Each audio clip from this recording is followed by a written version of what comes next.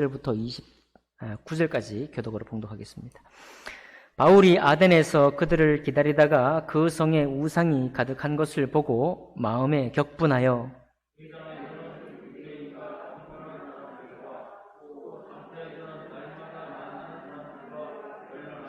어떤 에피쿠로스와 스토아 철학자들도 바울과 쟁론할세 어떤 사람은 이르되 이 말쟁이가 무슨 말을 하고자 하느냐 하고 어떤 사람은 이르되 이방 신들을 전하는 사람인가 보다 하니 이는 바울이 예수와 부활을 전하기 때문이라.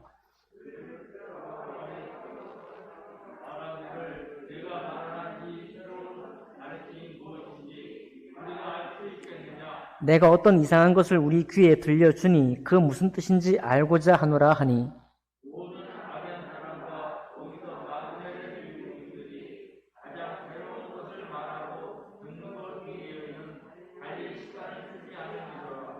바울이 아레오바고 가운데 서서 말하되 아덴 사람들아 너희를 보니 범사에 정교심이 많도다.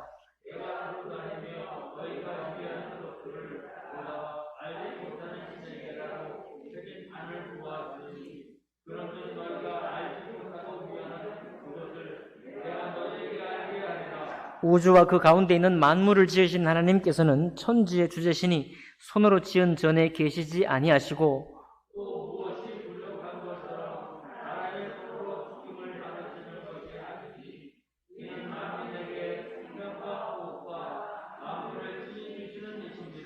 인류의 모든 족속을 한 혈통으로 만드사 온 땅에 살게 하시고 그들의 연배를 정하시며 거주의 경계를 한정하셨으니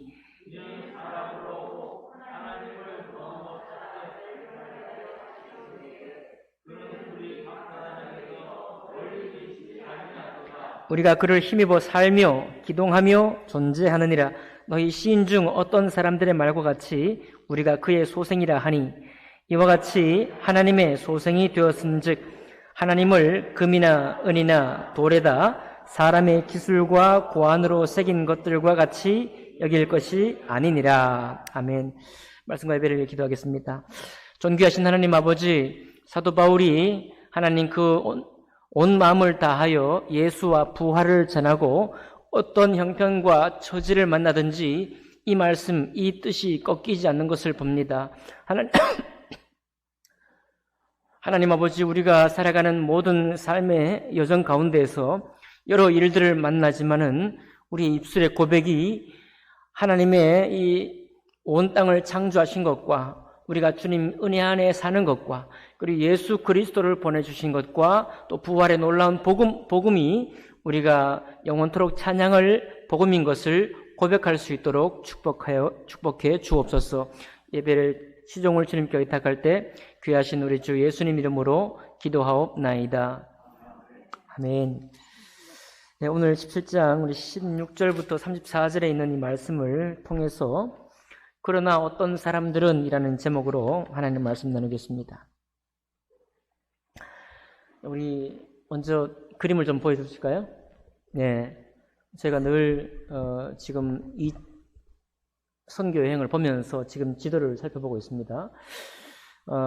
빌립보의 첫 성 빌립보에 가서 복음 전하고 그리고 데살로니가에서 복음 전하고 데살로니가에서 교회를 세우고 아주 충분히 교회를 세울 시간을 얻지를 못하고 아테네로 급히 베레아로 넘어갔죠. 베레아에서 이제 말씀 전하고 곧 내려간 곳이 어딥니까? 아테네죠. 아테네. 저 밑에 아테네가 있습니다. 저희 아테네에 가서 오늘 있었던 일들을 주님께서 우리에게 말씀해 주고 있습니다. 아테네에서는 세 부류의 사람들을 이 성경이 말하고 있고 이 세 부류의 사람들에 대한 언급은 철학에 대한 이 고대 철학에 대한 언급이기도 하고 학생들이 도덕 시간에 예전 같으면 국민윤리 시간에 배운 그런 철학자들이 여기 나와요. 실제로 여기 나오고 있습니다. 이 아테네에 세 부류가 있는데 세 부류를 다 사도 바울이 지금 예수 복음을 전하는 대상자로 삼고 있는데 첫 번째 부류는 종교심이 많은 부류들이에요. 그러니까 여기 아레오바고라는 이 광장에 가면 뭐 지금 여러분 뭐 다 여행 성지순례 다녀오신 적이 있으시죠? 그러면은 거기에 막 파르테논 신전이라든지 여러 신전들이 있잖아요. 그 신전들에 이렇게 신상들을 모셔놓고 실제로 그거는 뭐 오늘날 우리는 관광지로 가지만 그들이 그 신전을 만들고 신상을 만들 때는 경배를 위해 만들어요. 예, 자기들이 실제로 섬기는 신들입니다. 그 신들을 모시고 그리고 종교적으로 복을 입기 원하는 사람들이 이제 한 부류가 있고, 그리고 오늘 사도 바울이 말한 특별한 두 학파들이 나오는데 에피쿠로스 학파하고 스토아 학파가 나옵니다. 이 에피쿠로스 학파하고 스토아 학파는 이게 지금 이름은 옛날 이름이지만 지금 현재 모든 그리스도인들이 살아가면서 혹은 모든 사람들이 살아가면서 이 세상에 큰 두 가지 생각의 흐름, 우리가 어떤 일을 만날 때 또 우리 자신을 이렇게 스스로 더 나은 사람이 되고자 할 때 선택하는 두 가지 방향입니다. 이건 역사 속에 그냥 박제된 사람들이 아니라 오늘날도 아주 강력하게 있는 사람들이라고 보면 됩니다. 왜냐하면 이 에피쿠로스 학파는 어떤 사람들인가 하면 신은 너무 멀리 계시다 이거예요. 신이라는 이 하나님, 그렇죠? 하나님이 됐든 신이 됐든 모든 신은 인간의 이 세속적인 관심사하고는 우리 사람이 추구하는 바 행복이나 이런 것들, 불행들을 다 좌지우지하기에는 그렇게 이 신이 그렇게 낮은 분이 아니어서 멀리 계신다. 이 멀리 계시니까 그 신에 대해서 우리가 관계할 것이 아니라 우리가 이제 모든 행복은 내가 결정하는 거예요. 내가 내 감정적으로 느끼고 원하는 것을 내가 선택하는 것 속에 행복이 있다는 겁니다. 그런데 이것이 어떤 손쉬운 쾌락이 아니라, 여러분 우리가 축구 선수 같은 경우에도 공만 잘 차는 게 아니라 인터뷰를 할 때 인터뷰 속에 보면 이 사람이 여러 가지 악성 댓글이나 이런 것들을 처음에는 화를 냈겠지만 나중에 그런 시간들을 쭉 거치고 난 후에 마음으로 결제하는 법을 배웠구나, 이런 것 느끼게 되잖아요. 그러면 훨씬 더 그 사람에 대해서 축구의 기술뿐만 아니라 사람의 됨됨이까지도 우리가 읽게 되는데, 바로 에피쿠로스 학파는 우리의 마음의 절제력, 또 관대함, 다른 사람에게 어떤 친절하게 대하는 것, 이런 모든 것들이 다 우리 자신을 행복하게 만들어준다라고 생각하는 거예요. 그러니까 행복이 어디서 오냐? 어떤 멀리 높이 계신 신을 섬기는 데 행복이 있는 것이 아니라 내가 살아가면서 내 마음을 적절히 다스리고 또 특별히 다른 사람과 얽매이는 관계에 얽매이는 걸 원치 않습니다. 모든 얽매임으로부터 자유를 얻는데 그럴 수 있는 비결이 뭐냐면 나에게 집중하는 거예요. 나. 이게 오늘날 많은 사람들이 하는 말들 중에 까르페 디엠이라는 말이 있죠? 까르페 디엠. 지금이 중요해요. 지금 내가 원하고 지금 내가 하기 원하고 지금 나에게 행복감을 주는 것을 선택하는 것이 가장 중요하다 이거예요. 내일 일은, 미래 일은 오늘 내가 하는 것에 달려있지, 미래의 무슨 소망, 굳이 기독교적인 말, 종말론적인 소망 때문에 오늘을 희생하는 것이 싫다 이런 얘기입니다. 뭐 그런 얘기는 아니지만 아무튼 나의 미래에 맡기지 않는다. 나의 미래는 오늘 지금 내 순간, 지금 내 가족, 지금 나의 선택, 지금 나의 감정을 돌보는 데 있다라고 주장하는 바가 에피쿠로스 학파예요. 그러니까 이렇게 말씀드리니까 에피쿠로스 학파가 이름은 옛날 이름이지만 오늘날 우리에게도 얼마나 많은 영향을 주는지 아시겠죠? 우리도 그런 생각하고 있잖아요. 오늘날 우리도 내 감정이 중요하고 내가 내 마음에 정직하게 행하는 게 중요하고 모든 관계의 사슬로부터 좀 더 자유를 얻고 거기에서 분리되어 가지고 나의 행복을 개인적으로 추구하는 것, 단지 모행이나 이런 것뿐만 아니라 도덕적으로도 내가 관대하게 대하고 내가 친절하게 할 수 있는 대로 내가 나의 덕성을 갖고 감으로써 내 행복을 내가 책임지는 거예요. 그거 추구하는 바가 에피쿠로스 학파입니다. 물론 잘못 가면 이제 약간 쾌락적으로 빠지기도 하는데 원래 에피쿠로스 학파는 추구하는 바가 쾌락이 아니라 바로 행복을 추구했다는 거예요. 행복 추구를 위해서 나에게 집중하는 것, 나의 선택에 집중하는 것, 이런 학파가 에피쿠로스 학파입니다. 자, 그 사람들이 지금 아테네 광장에 있는 거예요.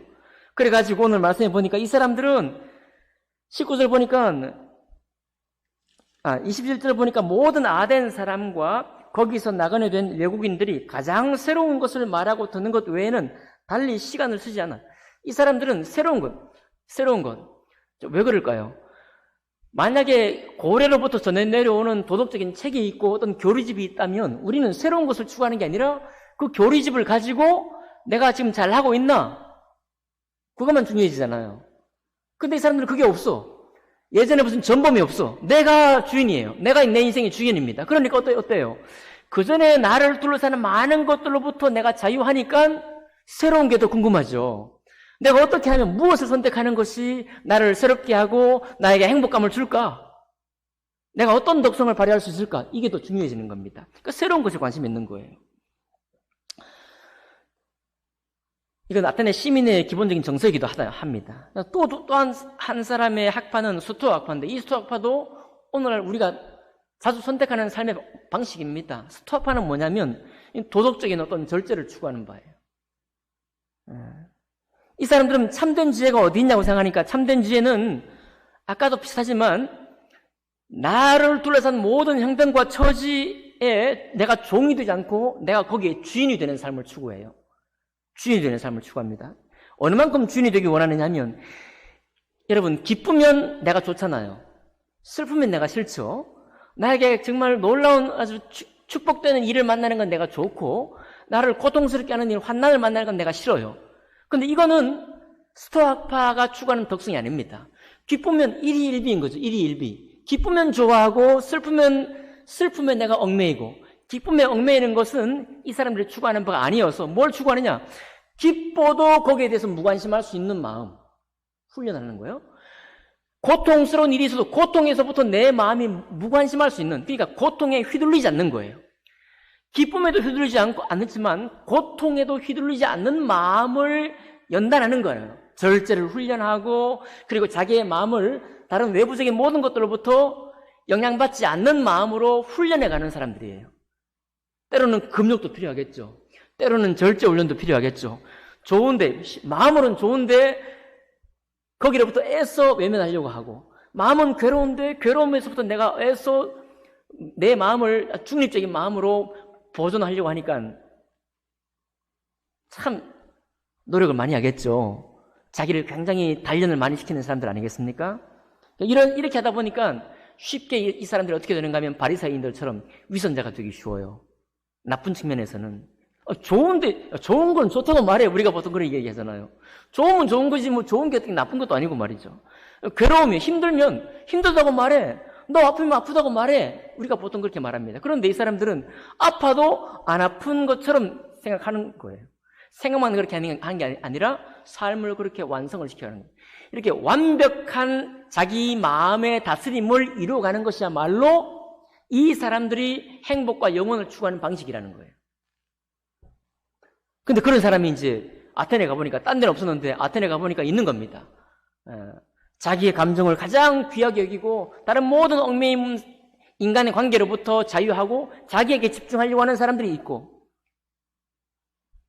모든 기쁨이나 고통을 주는 모든 환경으로부터 자기 마음을 지켜서 아주 완벽한 그런 인간을 추구하는 그런 그룹이 있는데 그 한가운데 지금 바울이 가 있는 겁니다. 그래서 딱 아테네 들어가 보니까 너무 우상들이 많은 걸 보고 막 바울이 마음에 격분이 일어났습니다. 요즘은 그런 일이 잘 일어나지 않지만 기독교인들 중에 괜히 절에 가가지고 불상 보고 불상 뭘 깨뜨리려고 그러고 막 그런 사람이 있어요. 안 그랬으면 좋겠죠. 기드온이 그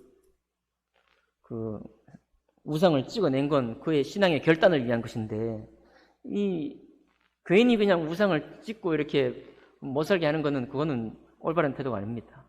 왜냐하면 바울을 보면 알 수 있어요. 바울은 우상을 보고 우상이 너무 많은 걸 보고 격분했는데 그 격분을 뭘로 표현했는가 하면 예수와 부활을 더 열심히 증거하는 걸로 표현했어요.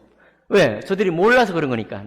알지 못하고 행하기 때문에 알지 못하고 행하는 사람들에게 막 그렇게 모욕감을 주는 게 아니라 오히려 이런 많은 일들이 있게 된 거는 예수님 모르는 것이고 부활을 모르는 것이고 하나님의 뜻을 모르기 때문에 하는 것이다라고 하고 도리어 스스로 격분을 한 거예요.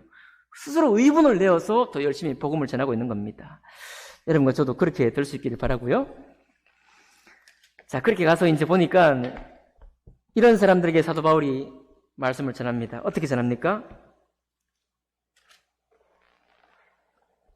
우리가 읽었던 것처럼 22절 보니까 딱 시작하죠. 바울이 아레오바고 가운데 서서 이 사람들이 광장으로 데리고 왔어요. 처음에는 사도 바울이 시장통에 가서 막 복음을 전하고 사람들이 많은 어떤 저작거리에 가서 복음을 전했더니 이 에피쿠로스 학파나 스토아 학파 이 철학자들도 있고 범사에 종교심이 많은 사람이 생각할 때 그렇게 막 저작거리에서 막 전하는 이런 걸로는 마음이 안 돼. 듣고 서로 변하는 게 안 되니까 항상 광장에서 서로 새로운 지식을 주고받을 수 있는 그런 곳. 이를테면 오늘날 말하자면 대학 캠퍼스에 있는 하나의 강당 같은 뭐 그런 분위기인 거죠. 그런 분위기에서 이제 새로운 도를 듣기 원한다 하고 바울에게 이렇게 말한 것입니다. 자, 바울이 말합니다. 아덴 사람들아 너희를 보니 범사에 종교심이 많도다. 왜냐하니까 알지 못하는 신에게라고 새긴 단도 보았으니 너희가 얼마나 종교심이 많으냐 하고 이렇게 말합니다.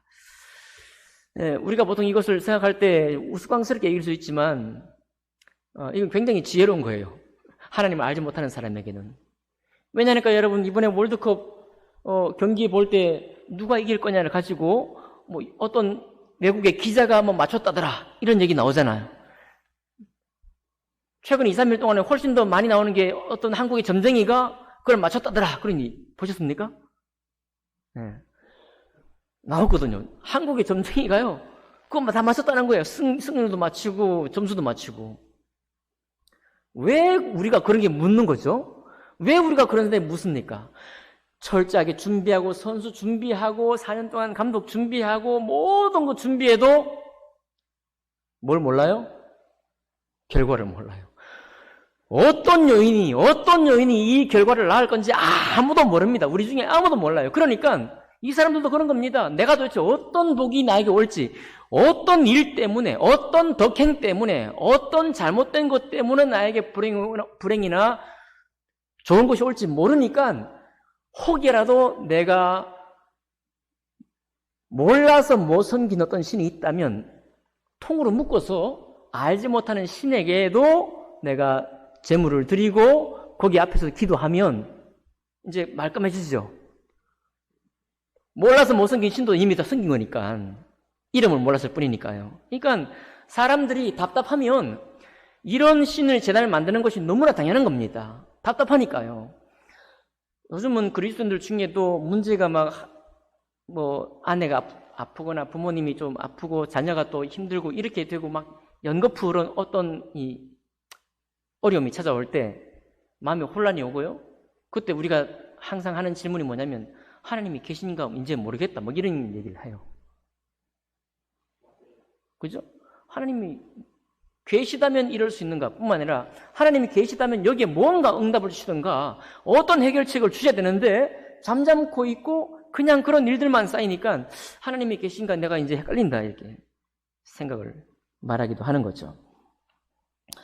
자, 그런 사람들 앞에 이제 바울이 말씀을 전합니다. 아까 에피쿠로스 학파는 뭐라고 그랬어요?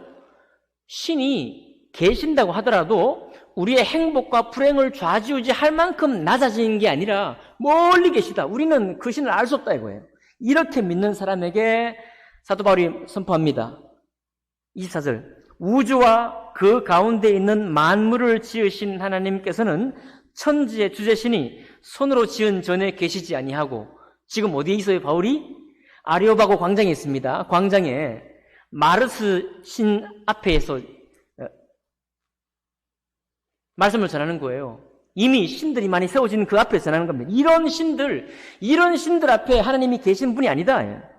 25절 또 무엇이 부족한 것처럼 사람의 손으로 섬김을 받으시는 것이 아니니 이는 만민에게 생명과 호흡과 만물을 친히 주시는 이심이니라.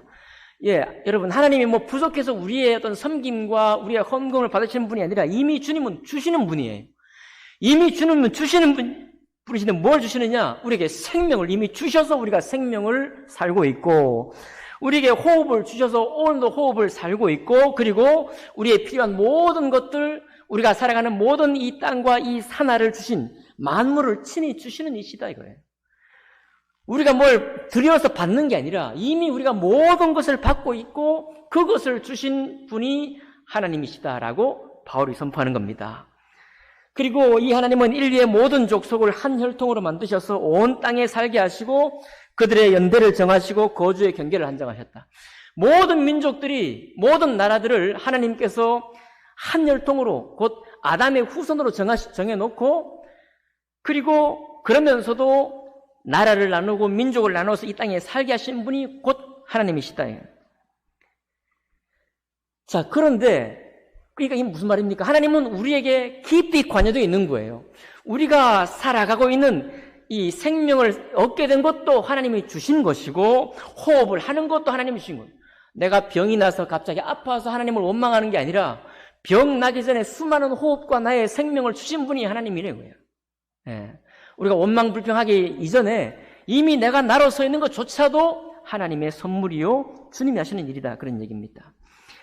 20절입니다. 이는 사람으로 혹 하나님을 더듬어 찾아 발견하게 하려 하심이로되 그는 우리 각 사람에게서 멀리 계시지 아니하도다.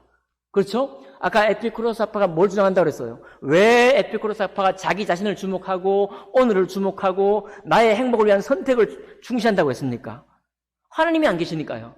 하나님이 혹시나 계신다 하여도 나의 행불행, 인류의 행불행을 주장하는, 그렇게 마음 좁고 말이죠, 이렇게 그렇게 자잘한 일에 관여하는 분이 아니라고 생각하는데, 그러나 바울이 아는 하나님, 우리가 아는 하나님은 어떤 분이냐? 아니다 이거예요. 하나님은 우리가 혹 더듬으면 발견될 수 있는 분이시고, 뿐만 아니라 우리 각 사람에게서 멀어요, 가까워요?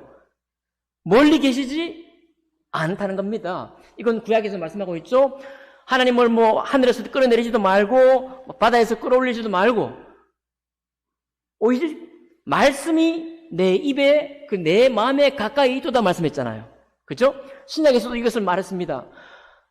역시 하나님을 하늘에서 끌어내리지도 말고 땅에서 끌어올리지도 말고 그리스도가 우리 앞에 있다라고 말씀하고 있는 거예요. 그러니까 하나님은 항상 우리에게 가까이 있다. 우리와 함께 있고 우리에게 가까이 있다. 그렇게 말씀을 전한 것입니다. 28절 보니까요. 우리가 그를 힘입어 살며 기동하며 존재하느니라. 자, 이렇게 가까이 있을 뿐만 아니라 우리의 호흡과 생명을 주실 뿐만 아니라 지금 우리가 호흡하고 살아가고 움직이고 뭔가를 추구하고 일하는 게 어떻게 존재하는 거냐? 바로 하나님을 힘입어서 우리가 사는 것이고, 하나님을 힘입어서 움직이는 것이고, 하나님을 힘입어서 내가 존재하고 있다라고 말하고 있어요. 그러니까 어떻습니까? 아까 에피쿠로스학파나 스토학파를 보면 스토학파는 원리를 추구하는 거예요. 도덕적인 원리, 완벽한 인간을 추구하는 것, 하나님 없이 말입니다. 그런데 사도 바울과 우리가 아는 하나님은 우리에게 관여되어 있고 우리와 함께 계시는 분으로 우리가 고백하는 거예요. 29절, 이와 같이 하나님의 소생이 되었은즉, 아테네 시인 보니까 너희 시인 중에 어떤 사람들의 말과 같이 우리가 그의 소생이라, 우리가 하나님의 자녀라고 고백하잖아요.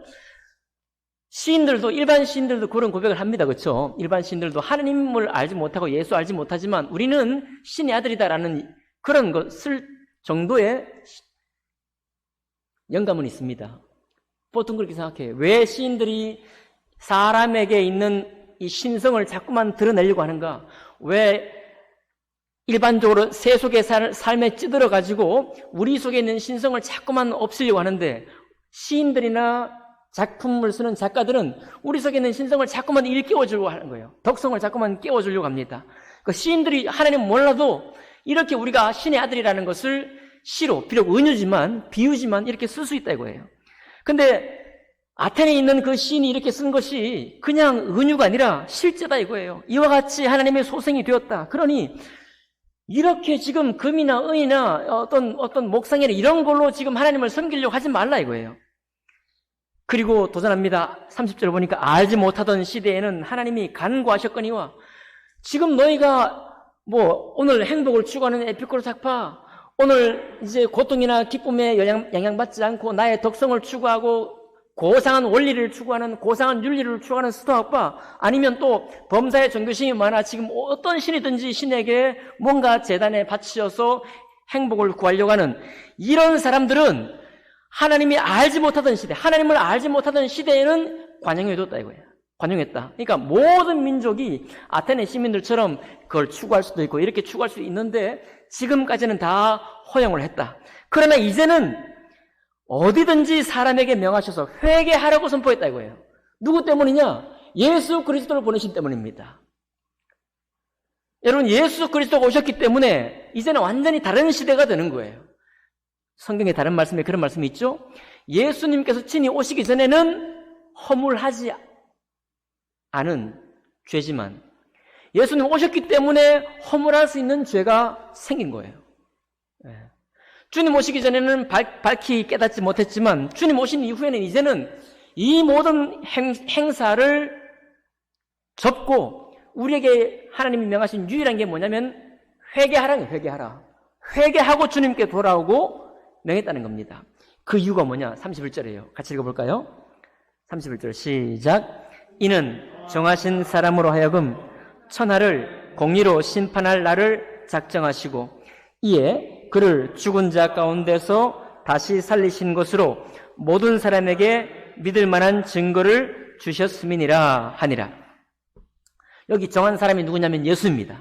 하나님께서 우리의 호흡을 주시고 생명을 주시고 만물을 쓸 수 있도록 하시고 우리가 거주할 수 있는 공간을 허락하시고 우리에게 어떤 민족을 주시고 나라를 이루게 하시고 그리고 우리가 더더머 찾으면 발견할 수 있을 만큼 하나님이 가까이 계신데 가까이 계실 뿐만 아니라 우리 속에서 우리가 존재케 하신 하나님입니다. 그런데 그분이 지금 어떤 일을 행하셨느냐? 나를 정했다는 거예요. 나를. 여러분, 이 땅의 모든 사람들은 항상 세대가 반복된다고 알고 있고요. 그리고 인류는 항상 반복된다고 알고 있습니다. 언제까지나 사람은 다 같다라고 생각하고 있어요. 그런데 하나님께서 예수를 보내신 것은 특별한 날을 정한 거예요. 그 가깝게 역사하고 창조했던 하나님이 특별한 날을 정하셨습니다. 정하시고 예수 그리스도를 특별히 사람이신 예수를 우리의 구세주로 정하시고 그리고 천하를 공의로 심판할 날을 작정하셨어요. 예수님을 통해서. 그러니까 에피쿠로스 학파가 신은 우리에게 멀다, 우리가 나에게 집중하자. 우리가 그걸 지금 판단하려고 하는 게 아닙니다. 우리도 당연히 나의 행복을 위해서 나에게 집중할 줄도 알아야 하고 내 감정을 귀히 여길 줄도 알아야 되고 다른 사람에게 휘둘리지 아니하고 나에게 집중할 줄 알아야 됩니다. 그게 잘못된 게 아니에요. 그러나 하나님께서 이미 지금 우리에게 주신 시대에 예수 그리스도를 정하시고 공의로 심판할 날을 작정하셨다. 그 말은 뭡니까? 하나님을 따라 하나님 말씀을 따라 그분을 따라 사는 사람에게 그리고 그분을 따라 살지 않는 사람에 반드시 하나님이 심판하신다는 것을 나타내 보이셨다는 거예요. 우리에게 처음부터 관여하셨고 우리의 존재에도 관여하실 뿐만 아니라 이제는 알지 못할 덕성, 새로운 어떤 뉴스, 새로운 철학, 새로운 지식에만 우리의 마음을 줄 게 아니라 이미 하나님께서 창세 전부터 정하신 하나님의 뜻을 따라 우리가 순종하려고 하고 때로 애달파하기도 하고 그 말씀을 이루어가는 삶이야말로 예수를 통해서 이미 어떻게 될 것을 다 드러내셨다는 겁니다.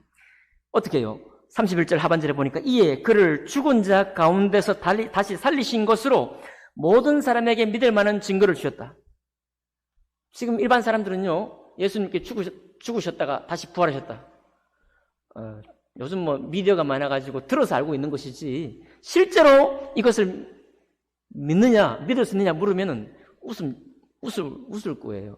그런 게 어딨냐고 말이죠. 그런 게 어딨냐고 말이죠. 왜 돌아가지 않습니까? 믿지 않기 때문에 안 돌아가는 거예요. 그런데 주님께서 오늘 사도 바울은 아테네 시민에게 예수를 전하면서 뭘 강조하는가 하면 예수님이 죽었다 살리신 것 이게 뭐냐. 하나님은 의로운 자를 반드시 살리심으로 역사하시고 그죠?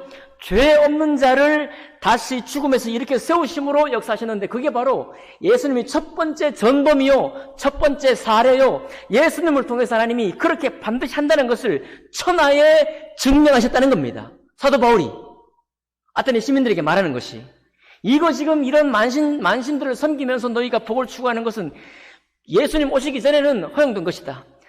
에피쿠로스 학파들아 너희가 너희 행복을 집중하는 것 좋다. 그러나 그것마저도 무엇 안에서 하나님의 정하신 이 뜻 안에서 행하는 것이 옳지 그 뜻을 무시하고 하나님이 어디 우주 저편에 있는 것처럼 내 삶에는 친히 관여하지 않는 것처럼 생각하면서 자기의 행복을 추구한다는 것은 반드시 심판 공의의 대상이 된다라고 말하고 있는 것입니다. 스토학파들아 너희가 정말 덕성을 추구하는 것 좋다. 여러분 우리도 인내, 환난에는 인내는 연단을 연단에는 소망을, 그리고 이 모든 것이 예수 그리스도의 사랑이 우리에게 부원바 되었기 때문에 우리가 절제도 할 수 있고 인내도 할 수 있잖아요. 그죠? 스토아과는 그리스도의 사랑 없이도 절제를 배우는 겁니다. 고통 가운데 마음이 흔들리지 않도록 계속 연단하는 거예요. 기쁨을 너무 기뻐하지 않도록 마음을 연단해서 언제나 동양에서 말하는 것처럼 중도의 마음, 빈 마음, 겸손한 마음을 지키려고 애를 써요. 하지만 주님 말합니다. 겸손한 마음을 지키려고 하는 것, 그러다가 위선으로 빠지기도 하지만 그렇게 지키는 것이 문제가 아니라는 거예요. 그거는 하나님이 안 계시다면, 예수 그리스도가 오시지 않았다면 오케이다 이거예요. 그러나 지금은 온 천하에 예수 한 분을 통해서 하나님의 뜻이 작정이 되었고 마지막 날이 있다는 것도 분명히 선포되었고, 어떻습니까? 우리 각 사람의 삶에 이미 깊이 들어와 계시고 주님을 알았든 몰랐든지 우리의 생명과 존재에 함께 하신 하나님이 이제 날을 정하시고 끝날도 정하시고 반드시 하나님 말씀으로 심판이 있고 보상이 있다는 것을 증명하셨는데, 이분이 바로 정하신 사람 예수 그리스도예요. 예수 그리스도. 그 예수 그리스도가 오셨기 때문에 이 하나님의 뜻 앞에 회개하라는 겁니다. 회개하라. 지금 만신을 섬길 때가 아니라, 지금 네 행복을 혼자 추구할 때가 아니라, 혼자 뭐 이렇게 절제하면서 자기 덕성을 추구할 때가 아니라 하나님의 뜻 안에서, 하나님 안에서 그 일을 하도록 바울이 권면하고 있는 것입니다. 아테네 사람들이 안 믿어지는 거예요. 지금도 많은 사람들이 이 일이 안 믿어지는 겁니다. 어떻게 역사에 한 점이 있어서 이 흘러가는 시간, 윤회하는 시간 말이죠. 계속해서 반복되는 사람들의 인생 속에 어떻게 한 점이 끊어져서 예수 그리스도로 모든 것이 정리가 되고 그 이전의 모든 것들이 다 주님 안에서 다시 새롭게 될 수 있느냐 말입니다. 우리가 보아도 사람은 다 똑같고 인류는 다 계속 반복하고 있는데 어떻게 딱 끊어지느냐 이 말입니다. 근데 사도 바울은 강력하게 선언하는 거예요. 아니다. 하나님이 처음부터 우리와 가까이 계실 뿐만 아니라 정하신 예수를 보내셔서 반드시 주님은 우리 삶에 깊이 관여되어 있고, 내가 응답받든 응답받지 못했든 상관없이 우리를 관심하시고 우리 삶의 행복도 주님이 기뻐하시고, 맞나요? 에피쿠로스 학파 안 따른다고 해서 우리의 행복을 추구하지 말라 그런 얘기 절대 아닌 거 아시죠? 하나님 안에 살고 있다는 것을 고백하는 겁니다. 하나님 안에서. 그리고 예수 그리스도에 의해서, 주님에 의해서 마지막 공의로운 심판이 있을 것도 분명히 기억하라는 겁니다. 이것이 기억되면 우리 삶의 제일 첫 번째 추구할 바가 뭐가 되겠어요? 우리 인생에 살아가면서 우리가 행복을 추구할 때 제일 첫 번째 앞자리에 무엇을 놓겠습니까? 하나님의 은혜와 사랑을 놓게 될 거예요. 그분의 뜻 안에 내가 살기를 소망하게 될 겁니다. 그리고 상방 없는 하나님이 아니라 예수 그리스도 안에서 확실히 작정되었고 주님의 죽으심과 부활을 통해서 온 천하에 입증하시고 확실한 증거로 보여주신 그 증거를 앞에서 우리가 살아가기를 힘쓸 거예요. 우리 성도님들 가운데 저하고 밀당하는 분들이 있습니다. 어떤 밀당이냐면, 이제 전에는 안 그랬다가 이제 교회나 교회 일이나 어떤 거를 조금 하는 모습을 보여주면 제가 덥석 격려를 하고 막 이렇게 해서 뭐 어떤 일을 이렇게 맡길까 하고 스스로 절제해요. 스스로 절제해가지고 요만큼 목사님이 착각하지 않도록, 오해하지 않도록 요만큼만 보여주고, 그리고 이제 요만큼만. 저의 복입니다. 저의 복이에요. 아무튼 우리의 다양한 섬김 가운데 있지만 우리에게 무엇이 더 분명해지는 신앙이 되길 원합니까? 모든 것 추구할 수 있습니다. 아까 말씀드렸지만 에피쿠로스 학파든 스토아 학파든 지금도 모든 나라, 모든 민족, 모든 순간 이 두 그룹이 우리에게 자꾸 역사해요. 우리가 그 말을 듣기도 하고 거기서 배우기도 하고 거기서 새로운 것을 발견하기도 합니다. 좋은 거죠. 그러나 하나님의 분명한 계시의 말씀을 교회나 목사가 아니라 하나님의 그늘, 전능자의 그늘 안에 살고 있다는 사실이 확실해지기를 바랍니다. 전능자의 그늘뿐만 아니라 예수 그리스도의 명백한 이 명백한 증거가 우리에게 지금 우리를 교훈하고 있다는 사실이 확실히 믿어지고 그런 믿음과 신앙 안에서 신앙생활 할 수 있기를 바랍니다. 근데 오늘 결론 보니까요, 아테네 사람들 안 믿고, 많은 사람들이 안 믿고 그저 자기 해던 습관대로 했습니다. 단지 몇 사람만 그랬느냐면 그러나 어떤 사람은, 오늘 말씀의 제목이죠. 34절입니다. 몇 사람은, 되게 인색하죠. 아테네 사람들이 많이 돌아오지 않고 정말 손에 꼽을 만한 사람들, 한 3사람 정도 돌아온 것 같습니다. 보니까요, 몇 사람이 그를 가까이 하여 믿으니 그 중에 아레오바고 관리 디오누시오와 다말이라 하는 여자와 또 다른 사람들도 있었더라. 네, 아마 10손가락 안에 있는 것 같아요. 몇 명 안 되는 사람이 가까스로 돌아왔다 이거예요. 돌아온 사람이 축복입니다. 그죠? 네, 우리 이제 삶이 복잡하고 우리가 해결해 갈 일들이 많이 있지만, 그러나 확실히 전능자를 기억하고 예수 그리스도로 나타난 이 증거를 진실로 고백하면서 분명히 주님께 돌아와서 신앙생활하는 그런 우리 형제 자매들이 더 많이 있기를 주님 이름으로 축복합니다. 기도하겠습니다.